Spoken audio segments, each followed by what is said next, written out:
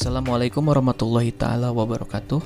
Untuk perkuliahan kali ini, pertemuan ke-12, kita akan membahas tentang ukuran kemiringan dan keruncingan data. Nah, sebelum itu kita lihat dulu tujuan pembelajarannya, yaitu mahasiswa dapat memahami model dan metode perhitungan kemiringan dan keruncingan. Jadi kita akan belajar bagaimana model dan metode untuk menghitung kemiringan dan keruncingan pada sebuah data berkelompok, dan mahasiswa juga dituntut untuk bisa mengimplementasikannya dalam studi. Nah, ukuran kemiringan sendiri, ya, secara definisi adalah ukuran yang menyatakan sebuah model distribusi yang mempunyai kemiringan tertentu. Ya, kemiringan sendiri bisa diartikan derajat ketidaksimetrisan atau penyimpangan dari kesimetrisan sebuah distribusi. Nah, distribusi yang tidak simetris akan memiliki rata-rata, median, dan modus yang tidak sama besarnya. Nah, di sini ya, apabila diketahui besar nilai ukurannya, maka dapat diketahui pula model distribusinya, apakah simetris, positif, atau negatif. Nah, jika simetris artinya nilai median, modus, dan rata-ratanya itu sama, ya, maka akan terbentuk sebuah distribusi yang simetrik. Nah, ya. Kalau tidak sama berarti bisa positif atau bisa negatif, ya, tidak simetris. Nah, di sini adalah contoh kurva kemiringan distribusi datanya. Ini yang simetris artinya nilai rata-rata, median, dan modusnya sama, ya, kiri dan kanannya berbentuk sama. Di sini ada contoh kurva condong positif, artinya tidak simetris. Nah, ini untuk kurva yang contohnya nilai modus dan mediannya di bawah nilai rata-rata. Sedangkan ini nilai median dan modusnya di atas nilai rata-rata, yaitu kurvanya condong negatif.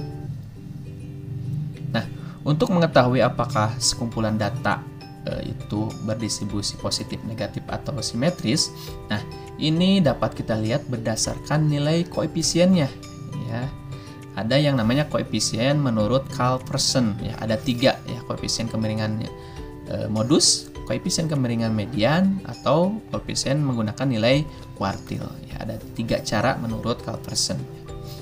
Nah, sini ada sebuah contoh mencari koefisien kemiringan menggunakan modus. Ya, koefisien kemiringan menggunakan modus, formulanya yaitu ini: rata-rata dikurangi modus dibagi simpangan baku. Nah, simpangan baku sudah kita pelajari pada pertemuan sebelumnya. Rata-rata dan modus juga sudah kita pelajari. Nah, di sini ada sebuah contoh. Dari suatu sebaran data diketahui nilai rata-ratanya 45,2, modusnya 43,5, dan simpangan bakunya 19,59. Tentukan koefisien kemiringannya. Nah, karena di sini udah diketahui semuanya, kita tinggal masukkan ke dalam formula ini atau rumus ini, hasilnya 0,08. Nah, untuk mengetahui apakah ini simetris atau condong ke kiri, condong ke kanan, kita lihat di sini aturannya. Kita misalkan koefisien kemiringan itu dengan alfa. Nah, jika alfanya sama dengan 0, maka distribusinya simetris, ya, artinya rata-rata, modus, dan mediannya nilainya sama. Jika A-nya kurang dari 0, artinya negatif, ya, maka distribusi datanya miring ke kiri. Ya, kalau positif, maka kebalikannya, yaitu miring ke kanan. Karena di sini nilainya positif, maka sebaran datanya miring ke kanan, ya, seperti gambar di samping ini, ya. Karena hasilnya positif, maka gambarnya miring ke kanan seperti ini, ya. Bentuk kurvanya kurang lebih. Itu mencari koefisien kemiringan menggunakan modus. Dan yang kedua, ada koefisien kemiringan menggunakan median, ya. Nah, di sini untuk formulanya, ya, 3 dikali rata-rata dikurangi median dibagi simpangan baku. Ya. Di sini rumusnya, ya. Contohnya, contoh kedua. Nah, di sini contohnya kita harus mencari dulu rata-rata, median, dan simpangan bakunya. Di sini ada sebuah contoh, misalkan nilai statistika dasar dari 40 mahasiswa Universitas Sriwijaya. Nah, tentukan koefisien kemiringan data di samping. Nah, ini datanya distribusi frekuensi, ya. 60 sampai 625 orang dan seterusnya. Nah, kita cari dulu rata-rata, median, dan simpangan baku. Nah, untuk mempermudahnya kita dibuatkan satu tabel di sini. Ini rata-ratanya, frekuensinya, ini XI-nya atau nilai tengahnya. Ini XI kali FI, ya, untuk nanti mencari rata-rata. Nah, ini X kurangi X bar ya. Ini untuk mencari nanti simpangan bakunya. Nah, didapatkan untuk nilai rata-rata yaitu 68,875 simpangan bakunya ya, udah pelajari juga kemarin ya. Rumusnya hampir sama ya. Kalau ini sama saja ya. Kalau kita yang pelajari kemarin kan langsung berbentuk S ya. Jadi akar sigma F XI kurangi X bar ya, XI kurangi X bar kuadratkan dibagi N. Nah, kalau ini masih kuadrat ya, balikan kuadrat ke akar. Ini sama saja rumus dengan yang kemarin. Nah, dapat simpangan bakunya 4,25 dan kita cari mediannya. Ini sama saja dengan yang kemarin ya. TB itu tepi bawah ya, ini P terpanjang kelas ya. Cuma posisinya saja yang dibedakan. Ini Fcom itu artinya delta F kurangi I ya. Jadi jumlah frekuensi sebelum kelas kuartil. Nah, ini untuk mencari median tidak harus sama rumusnya seperti ini. Ya, ini hanya posisinya saja yang dibalik, intinya sama. Dan didapatlah mediannya 70,15. Nah, kita tinggal masukkan ke dalam rumus ini. Jadi 3 kali rata-rata dikurangi median dibagi simpangan baku. Ya, hasilnya negatif 0,9 ya. Karena nilainya negatif, maka nah ini sama aturannya dengan modus tadi ya.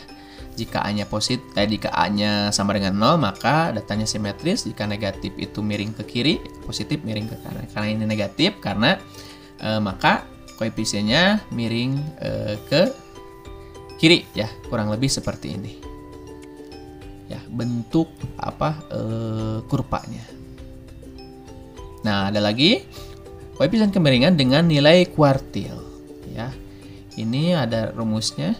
Q3 tambah Q1 kurangi 2Q2 dibagi Q3 kurangi Q1 ya. Jadi kita mencari Q1, Q2 dan Q3-nya dari sebuah data distribusi frekuensi misalnya. Nah, ini untuk koefisiennya jika kurang dari 0 artinya negatif ya, hampir sama dengan tadi. Jika 0 maka simetris ya. Jika positif maka distribusinya positif atau miring ke kanan ya. Nah, contohnya di sini. Misalkan berat badan bayi dicatat dalam kilogram ya, satuan kilogram. Di rumah bersalin bunda dapat dilihat pada tabel ini. Hitung koefisien kemiringannya dengan nilai kuartil tadi ya. Nah, jumlah frekuensinya ada 28 ya. Kita cari ini frekuensi kumulatifnya, terangannya ya, sudah kita cari. Cara mencari kuartil 1, kuartil 2, 3 sudah kita bahas pada pertemuan-pertemuan sebelumnya. Nah, ketika sudah mendapat nilai Q1, Q2, Q3-nya, tinggal masukkan ke dalam rumus ya, rumus ini. Maka didapat negatif 0,22 ya. Ini rumus cuman beda penulisannya saja. Pakai rumus yang kemarin juga sama saja ya. Nah, dapatan negatif 0,022 ya. Ada lagi yang namanya rumus momen ya. Ini ada data tunggal untuk data kelompok. Ya, ini bisa dilihat. Ada rumus Boyle ya. Ya, ini boleh dipelajari ya. Baca-baca. Ada beberapa rumus tadi, ada menggunakan modus ya, menggunakan median, menggunakan kuartil ya. Cukup 3 saja yang kita pelajari. Ini hanya tambahan rumus momen, rumus Boyle ya. Nah, sekarang untuk keruncingan ya.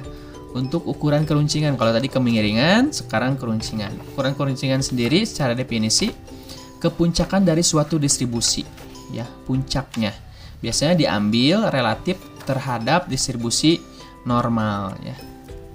Nah, sebuah distribusi yang mempunyai puncak yang tinggi, yang relatif tinggi, dinamakan leptokurtik ya, jika puncaknya tinggi.